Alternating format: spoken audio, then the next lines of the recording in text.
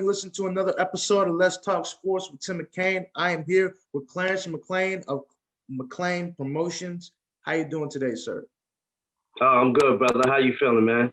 I'm well. So, McClain Promotions. What is McClain Promotions for anyone who doesn't know? McClain's Promotion is a page I started about 5 months ago. It was really for real boxing fans.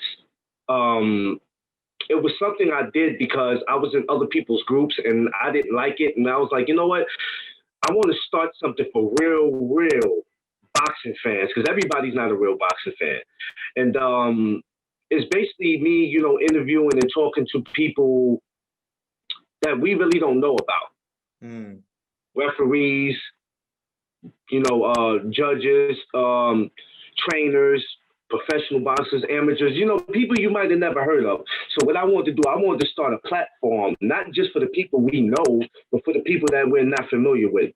So when I came up with that plan, I said, I'm going to start something where I'm just connected with everybody, different backgrounds from all over the world. So yeah, that's how I came up with that. That's how McClain's Promotion started. And I'm actually entering 6 months now on the 29th. Wow, that's amazing. So my next question to you is, what are some of the knowledge that you soaked up from some of these amateurs, judges, and referees since you started McClain Promotions? Oh man, you know what? Let me tell you something. I come to find out that boxing is blessed, but at the same time, it's a little shady. Some of the conversations that I've had with people, there's some of the things that they have told me, and I look back at them like, what is this really going on? It's unbelievable some of the things that have been said to me, but at the same time, I've got good advice. I have not got anything bad. Everything that's been told to me has been great advice, and I took it and I ran with it. Like me, as far as me wanting to be a promoter, that's something that I'm working on. So I've got good advice about being a promoter, which, is something that I've been thinking about. Probably, honestly, I'm gonna be real with you. I've been thinking about it just this year. Earlier this year, I started thinking about it because I was like, as far as me fighting, I don't know about that. That's pretty tough. But yeah, I've got some good feedback on it. You're gonna have your good and bad. Everything is not gonna be positive all the time. 100% agree. 100% agree. So, when did you first fall in love with the fight game, with boxing? Oh, Jesus. I would have to say it probably started back in the 90s. We're talking about Mike, but really we're talking about the Riddick Bowe and Holyfield. Around that time, Roy Jones, James Toney. Well, that's good. Those were good ones. Actually, my first fight that I ever experienced that actually I went to live was actually Riddick Bowe and Andrew Galata. A mess. Okay. What happened at that fight, I didn't expect it. it was chaos because of Andrew hitting with a low blow, and then a whole brawl broke out in Madison Square Garden. And at that time, there really were no police in the building.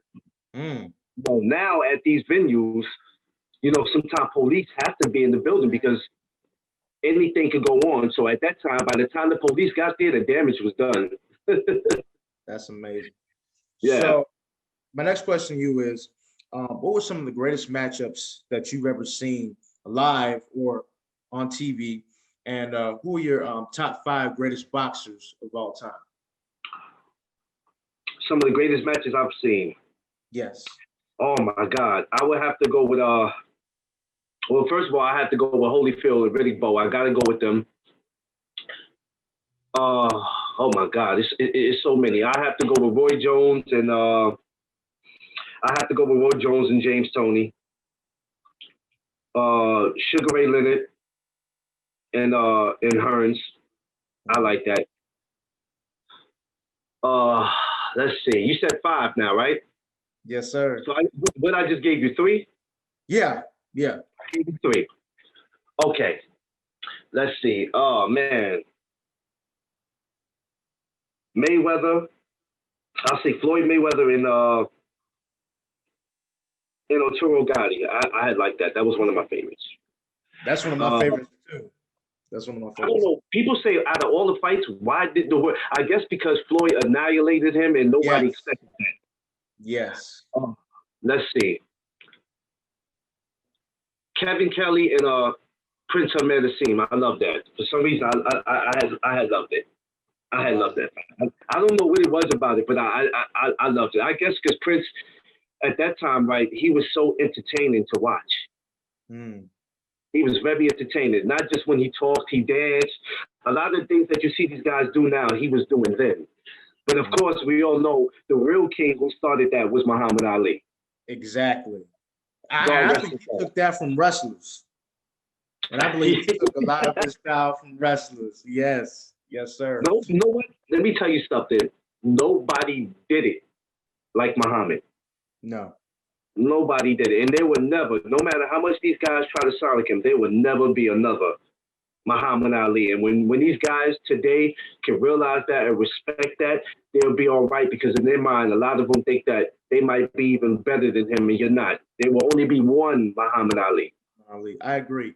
I think somebody who has that same flair, that same like ability to sell fights and is like a big personality, Deontay Wilder is one. I also thought Keith Thurman in his prime was that way too. He was somebody who had like a wrestler type attitude. He said, I'm gonna call you out. I remember, I think it was one press conference. He went at somebody. I forgot who he was. Oh, my man, Paulie Malignaggi. That's my man, yeah. Don't duck me, son. When he started to don't duck me, son, I'm not gonna lie. I looked, and nobody was in the room with me when the fight was going down. I looked around like people was in the room with me because I wanted to know who he was talking to. I felt like he was talking to me. I looked around like, who you talking to?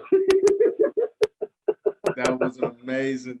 I mean, I really hope the best for Keith Thurman. Do you ever think he could go back to that same level, or do you think that the welterweight division with all the great fighters has kind of moved past Keith Thurman? You know what? I was telling somebody this the other day. I believe it's all up to the fighter. Because you can have a million people in the world saying that you're done, you're washed up, you're finished. But it's up to you. You got to believe. If you take what the people say, if you take that energy and you run with it, then you're going to start believing, I'm not the man I used to be 5 years ago. You have to, anything you do, not just boxing, just even like what you do, anything you do, you have to believe that you still got it, even when people say you don't. You have to believe in that, man. If you don't believe in that, then what is the point of you putting in the work that you're putting in? You might as well just have a regular 9 to 5. Welcome to McDonald's. Can I take your order? That type of thing, Yeah. I mean, that's a fact. Yeah, go ahead. No, I was saying that's a fact. I was agreeing with you. Yeah. You have to work hard at what you do. So to answer your question, I think we haven't seen the last of Keith. Keith has a little bit of injuries, with his elbow and other things. But listen, it's part of the sport. If you've been boxing since you were a child, when you're 10, 12, 13 years old, here it is when you get to 30 or 34, people can't expect your body to be the same at 30 as it was at 21. Agreed. And when you're 30 years old, or let's just say when you're 45, your body's not going to be the same as it was when you were 30. You're going to go through changes. I'm 37 going to 38. My body is not the same as it was at 21, but physically, I'm in tip-top shape because, I go to the gym and I work out. And besides, I'm trying to keep up with these young boys. Yes, sir. Yes, sir. So when you talk about mindset, the first thing that I thought about was the Danny Garcia versus Errol Spence Jr. fight. So before the fight started, in my opinion, I thought Errol Spence was going to beat up Danny Garcia, not to a point where it was just unanimous, where he was just going to destroy him. But I did think Errol Spence was the better fighter. But in the post-fight conference, Angel Garcia, he actually addressed and said that his son didn't go after Errol Spence like he should have. in your opinion, do you feel like Danny Garcia's mindset, as somebody who's been in this sport for a long time, who's been a fan of the sport, watching that fight, do you believe that Danny Garcia looked at Errol Spence and was like, he's just a better fighter than me, so I can't fight him? Like, what do you think when it comes to that? You know, I was kind of surprised with those results because, and it's not that I wasn't expecting Earl to win, but I didn't think he was going to win in that fashion. Now, with Angel, I love Angel. Angel's funny. Yes. But sometimes Angel does a little too much. He does a little too much. And sometimes I feel like you always say that you can't fight for Danny. Danny can only fight for himself. And that's what I feel like you try to do sometimes. You try to hype the fight up more than what it really is. Now, when you have a father sit there and says that about you, it kind of hurts. Yeah. Because it's not just your trainer, it's your father. And I seen the look in Danny's eyes, the way he looked at Angel when Angel was speaking. But he's not going to disrespect him because at the end of the day, hey, that's still my father. Yeah. I seen confusion in Danny's face through the whole fight.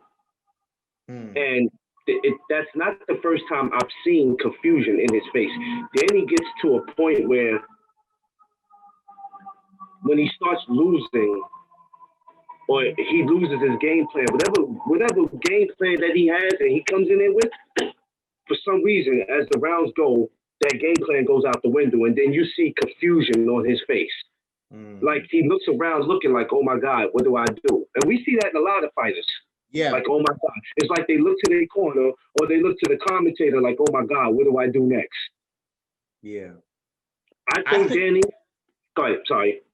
I think it's that way because, and this is, I want your perspective on this. I think a fighter, they've been dominating their whole life. For an athlete, they've been dominating for so long that when they finally reach somebody to like, when they finally reach their potential to where they're actually fighting people who have that same potential, they have to push deeper, and they question themselves on whether or not they can take what their opponent is giving them.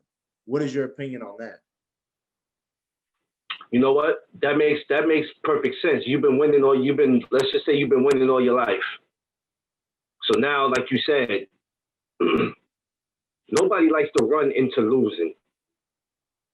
Nobody likes to run into losing because when you run into losing, and that's not just in boxing, that's in life, period. When you run into losing, you don't know how to deal with it. You know what it's like? It's like somebody, it's like you finally telling somebody no when you've been used to telling them yes all the time.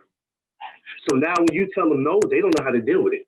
When you say yes any other time, so why is it no now? And you tell them no 2, 3 more times, now they looking like, it is basically like the same thing. I believe this. We have not seen the last of Danny. I sure would pay to see Danny again because Danny's still great. We never seen anybody dominate Danny. When he fought Porter really didn't dominate him. Keith really didn't dominate him. No. Even though there's been past fights that Danny, I felt like he did lose. Lamont? I felt Lamont Peterson, he lost that, but whatever. And it was another guy, and he fought in Puerto Rico that he had, they said Danny had lost to. I forgot the guy's name. Me too. But he lost that. But of course, they went with Danny. Right. So I think what Danny had been getting away with, in my opinion, what he'd been getting away with had finally caught up to him. Just with better competition. Yeah. But nobody has never beat Danny the way Earl did. Right. I never seen Danny's face beat up like that. You might see a little, I haven't seen the worst I've seen before that fight is when he fought Zab Judah and he had that big cut going across his forehead, like in the middle of his head. That was probably the worst I've had seen him. But that hasn't happened since 2013. So that was the worst I've ever seen Danny in. But Danny will be back. Yeah, I agree. But he'll be back. He's a strong champion. That's right. He's 36-3. I mean, he's a multiple championship fighter. He's next level. You know what I mean? Yeah, That's respect to Danny Garcia. But when it yeah. comes to Errol Spence, now for me, I believe Errol Spence has the potential to be pound for pound one day, right up there next to Canelo Alvarez, right up there with Terence Crawford. I believe Errol Spence, to me, he reminds me of like a fighter in the 80s. You know what I mean? He's got like that classic, like southpaw stance, and he's somebody who's like so gifted. Like, what do you think of Errol Spence, and do you believe that he could be a pound for pound king one day in boxing? Oh well, number one, he's already a pound for pound king. Mm, I take nothing away from Crawford, but right now I'm kind of disgusted with him. mm, Um, Earl is something special. agreed. We have not seen anybody like Earl in a long time. Hmm. The last person we probably seen like Earl was probably Floyd. Mm, Floyd was probably the last person we seen. But I credit him on saying that, in my opinion, nobody might not agree with me. I feel like Earl's just a little better. ooh, ooh. I feel like he's just a little better. And Okay, that's just my. I just feel like he's just a just a tad bit, just a ooh, tad bit, just a okay, tad bit. okay. What made Floyd so unique was his counter punching and then that shoulder roll. It was hard to get past that. That's the reason why Floyd got a lot of credit. That shoulder roll, you couldn't get past that Yeah, for nothing. I don't care who you were, you couldn't get past that. And even if you did get past it, he knew how to come back at you. yeah, yeah. The He knew. greatest defender since Willie Pep. You can't take that away from him. But as far as Earl is definitely something different. It would take for them to have to put Earl in a higher weight class, probably for him to lose, because I can't see anybody Mhm. at 147 doing anything to him. I could see Earl even going to I 154. agree. I could see Earl even going to 154. He has a better chance of going to 154, doing damage, more damage than what Crawford could do. Crawford, Oh no, I I can't, agree, agree, agree. I can't, until Crawford has to show me something. Or show the fans. He has to, like, Earl has fought better competition, in my opinion, than what Mm, Bud has fought. Bud has not fought anybody where I can go, oh man, that was a great fight. Like he fought Brooke and he fought Amir Khan. But yeah. let's just be real. They was already cooked by the time you got to them. Yeah.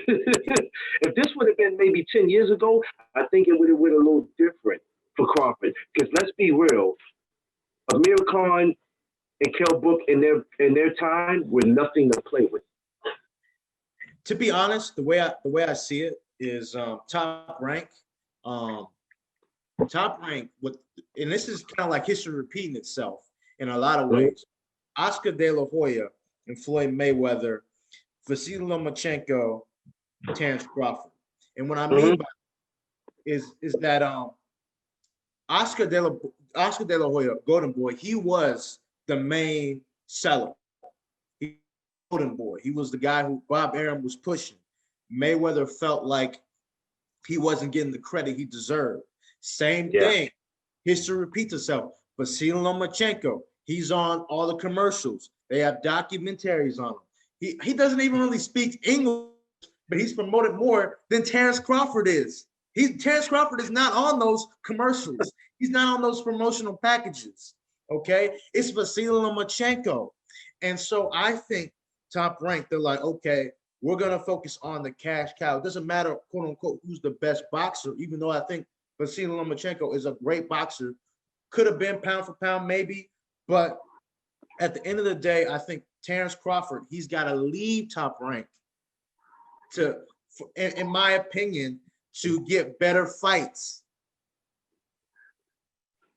I would, I was on my podcast last night and I was talking to a brother about it. And I said, it's bad when you have your promoter on national television talking about you, but talking about you right next to you, like you're not even in the room. And when you say that I've wasted money on you,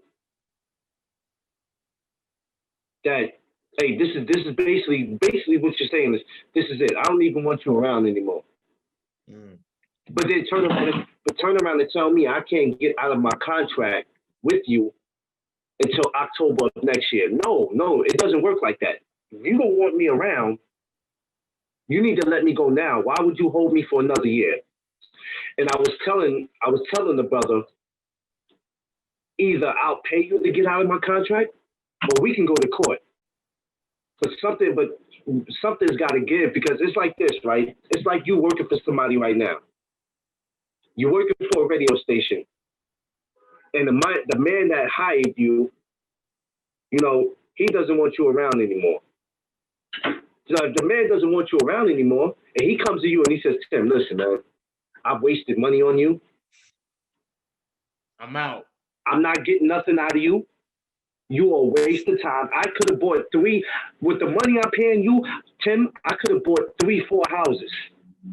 You're a waste. You're a waste of my company. But guess what? I'm not going to fire you. I'm not going to let you go. Yeah, you got a contract with me, Tim. You got a contract that says you can't leave here, my radio station, until October of next year. Does that make sense? Hey, I'm going to do everything in my power. I know you would do everything in your power to say, no, it's not going to go like that. It's not going to go like that. I'm taking you to court, boss. Exactly. Exactly. No. That is the truth. And so I think that's one of the reasons why Terence Crawford hasn't had those great fights.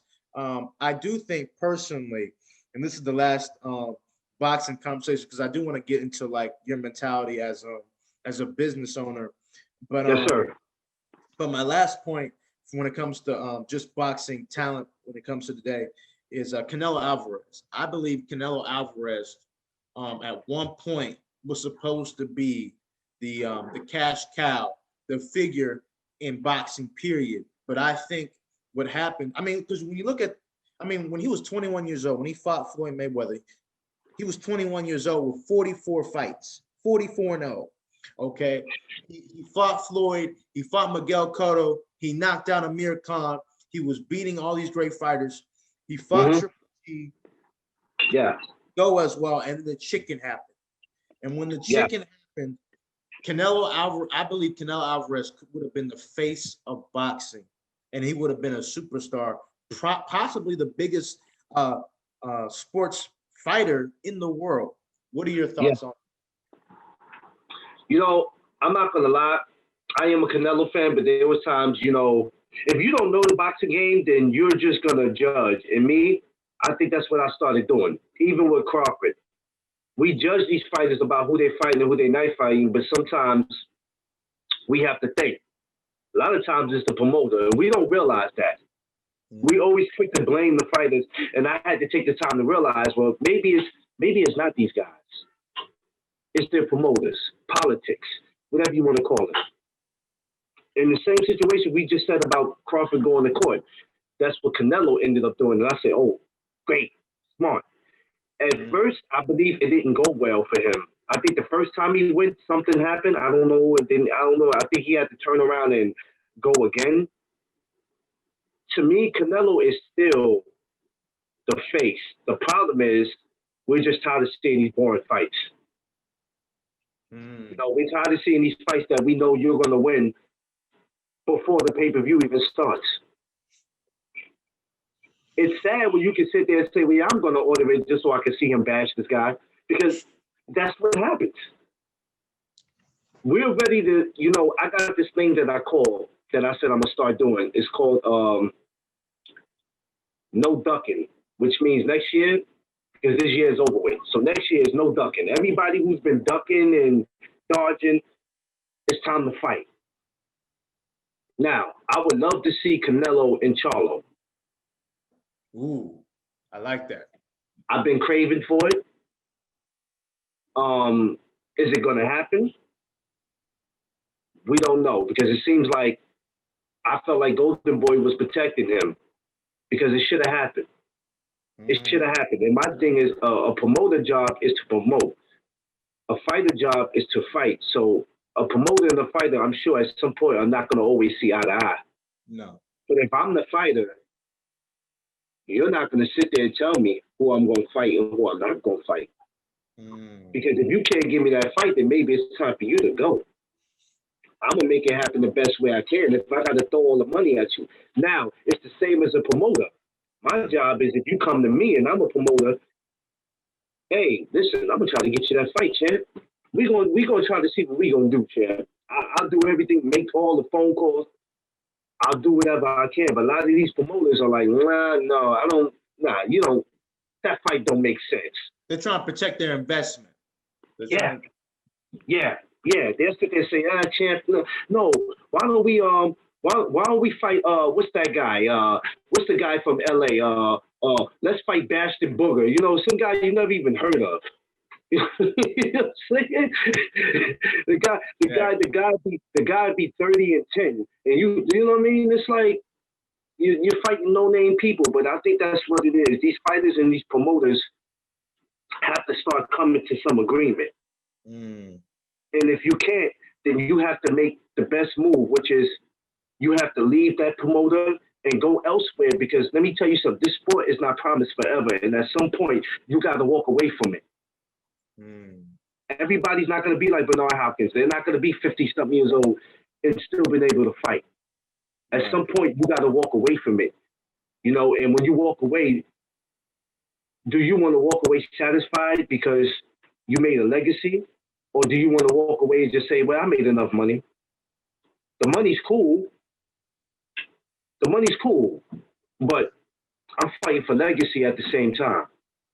You know, of course, you want the money because you want to make, like Floyd said, you want to make smart investments. Right. You want to be able to take care of your family. You want your kids to go to a good school. And that's good. But at the same time, we fighting for legacy. And a lot of these guys are not fighting for legacy. They just fighting for the check. You hitting on something. Yeah, they just fighting for the money. That's all. Let me just go in here. I know I can't beat them, but I'm going to make it look like I'm going to do a little something. Perfect example. I believe when Amir Khan fought Crawford, Amir got, if I'm not mistaken, $7 million. Wow. $7 million is a lot for you to just go in there.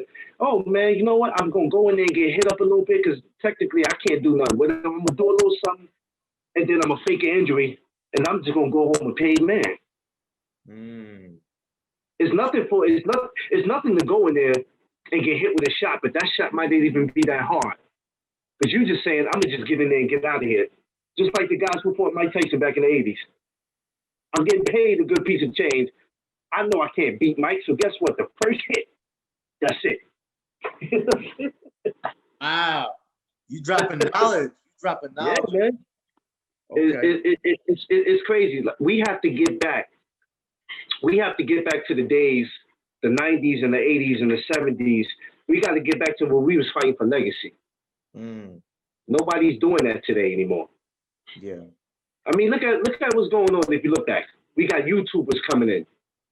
Jake Paul, Logan Paul.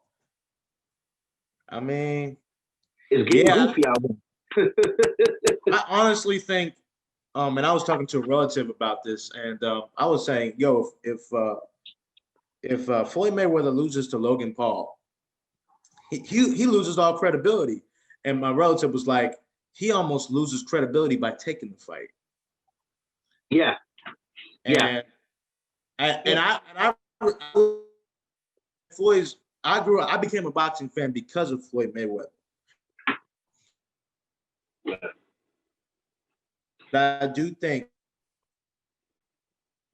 from his legacy as a boxer, not as a businessman, but as a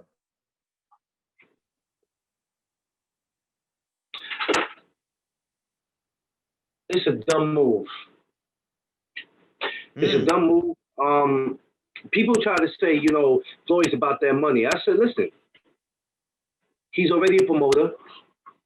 I think he has about, if I'm not mistaken, close to maybe 400 fighters under his belt. He has a lot of fighters. Yes. He puts him on the shelf, though, I think. He doesn't. Yeah. Yeah, he does. He does. But my thing is, for what? When he fought the what was it, the Japanese kid? Yes. I was upset with that. I said, Floyd, come on. This guy's about 100 and something, what, 120 pounds, whatever he was. 125 pounds. Yeah. I said, what are you doing? And now Jake, and I'm like, no, he's not even fighting Jake. He's fighting Logan Paul. Excuse me, Logan. Logan. Oh, Logan. Yes, he's not even fighting Jake. Jake's the one who knocked out Nate Robinson. He's fighting Logan. I thought that was the one he was fighting. I thought he was fighting Jake. He's fighting Logan. Logan, he literally put out a I think it was a radio show. He was like, I don't care if I win or lose. It's not about that. It's not even about winning or losing. Yes, he said it in like a Instagram clip. He said, I don't even care. This is what Floyd said? No, this is what Logan Paul said, his opponent. You know why he said that? Because that's money. Yeah. That's money. Hey, Floyd just bought him a new house. You know what? That's true. And them brothers got money. People don't fail to realize those brothers have money already. Yes. They have money already. They're already successful. So this is just extra money for them. Exactly. But I don't agree with it. I don't agree with it. And this will be the first time ever I will not be supporting what Floyd is doing. I'm not ordering it. I'm not doing that. Because if you order that, right, you're being a part of the buffoonery. Years ago, we would have never saw nothing like this. Nothing. There's no way. If YouTube was around 20 years ago, there's no way any of these YouTubers would have been able to keep up with the guys that was around 20 years ago. The Floyd Mayweathers, the Roy Jones, Mike Tyson, Lennox Lewis, they would have killed them. They would have killed them for sure. But I don't agree with it, but I'm not supporting it. I'm not even entertaining it. Somebody said, why are you not talking about it on your podcast? I said, because it's not worth talking about. Wow. It's not worth talking about. It's not. I'd rather see Floyd do what Mike Tyson and Roy did. I'd rather you go fight somebody that you already had a fight with. Oscar De La Hoya. De La Hoya, even, you know what? I got a better one. Even a Zab Judah. Ooh. I would love it. Okay. I'll take that. Some people might say they don't want to see that, but you have to take that over a YouTuber. I'll take that. Yeah. I'll take that. But this is the new normal now. I guess this is the new normal in boxing. This is what we got to deal with.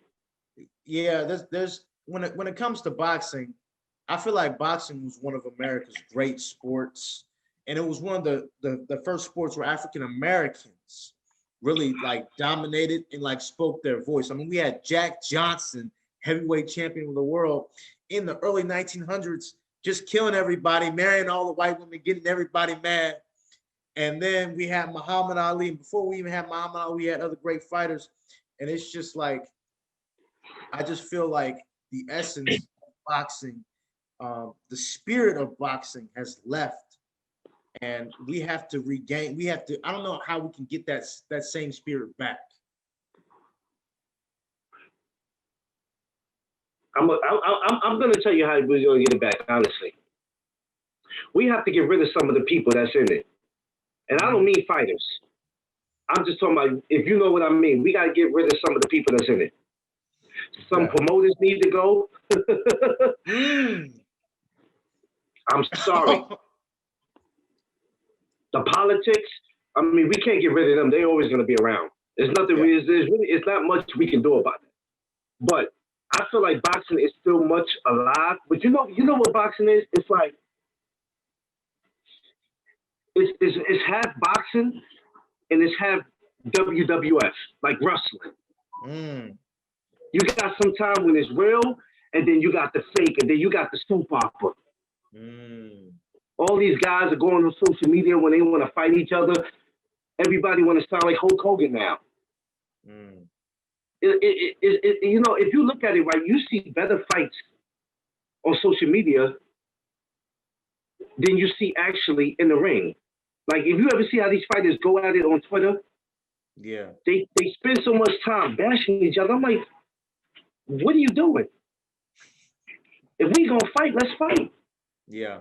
It got to a point now you start talking about how much money that the other fighter don't have, then you talk about how much money you have. It's like we don't want to hear all that. If you listen, if you feel like you the best and I'm the best in my division, Let's fight.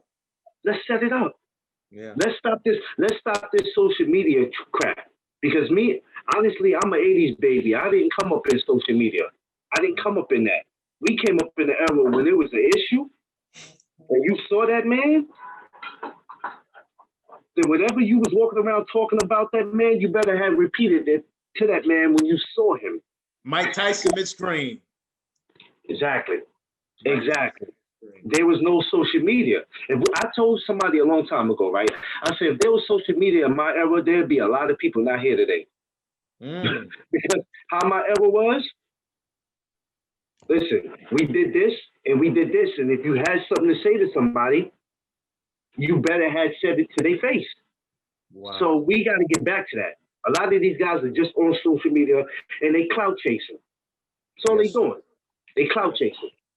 So my last question to you is, I can hear I can feel your heart when it comes to like cleaning up the sport.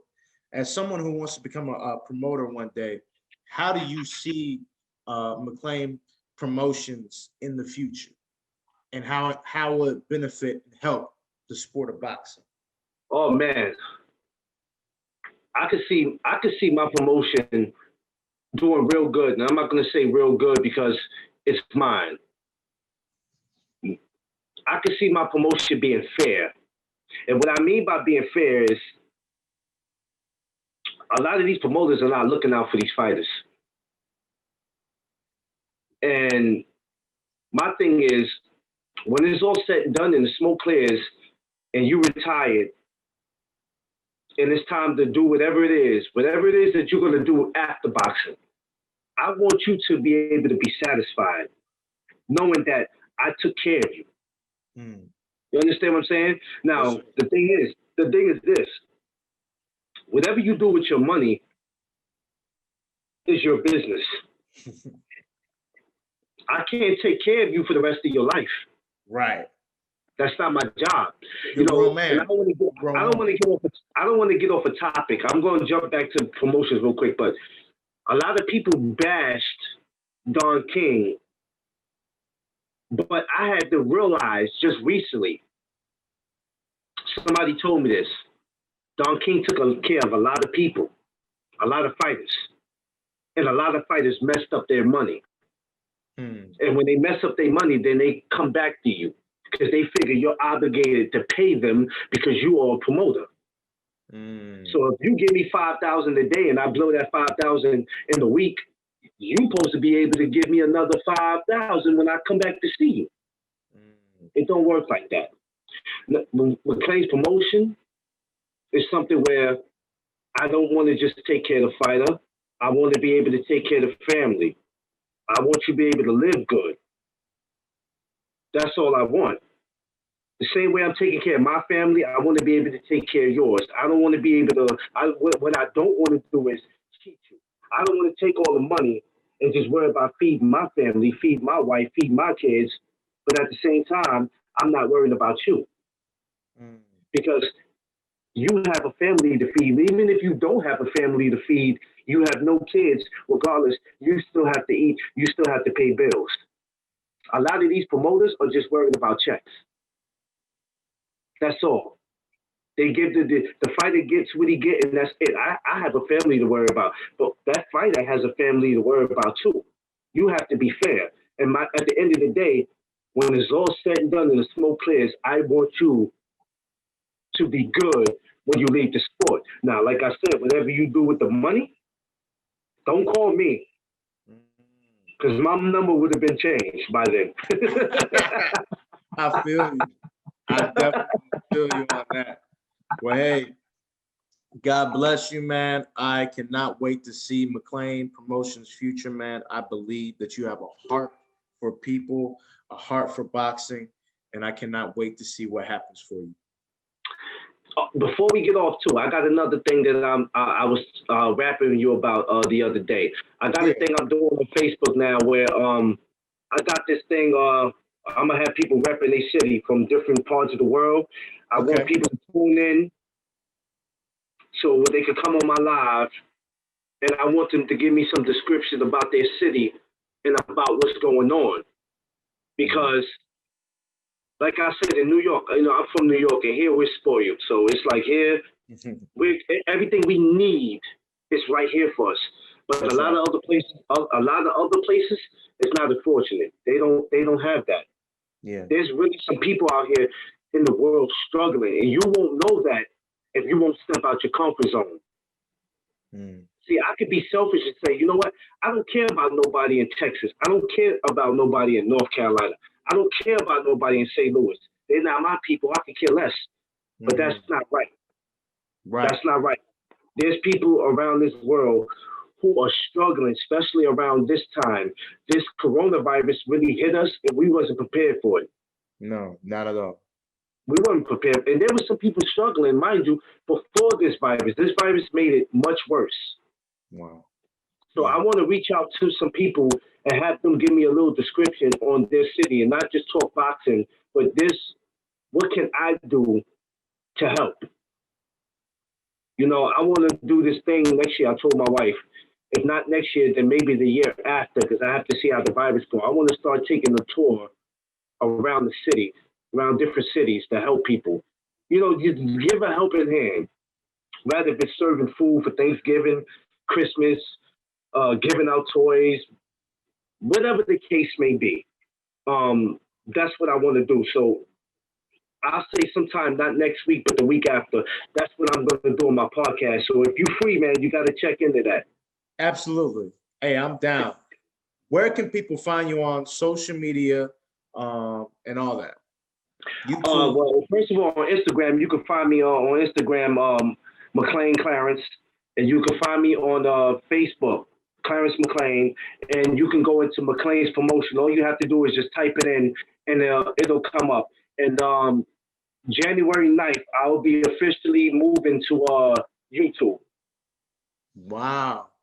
But I'm keeping the same. I'm still going to keep McClain's promotion inside my Facebook. I'm not going to change that, but I'm just stepping it up a notch. Yes, sir. Yes, sir. Hey, I support you, brother. Whatever you need me to do, man, support. I got you, man. Thank you. I got to tell you, this is my first time doing something like this, so this was big. Thank you. Yes, I appreciate you, brother. I really appreciate you. You're a true king because you didn't have to do that. So you gave me a shot, man, and I appreciate you for that. Absolutely. Thank you, man. Have a blessing. Thank you. All right, brother. You have a good one.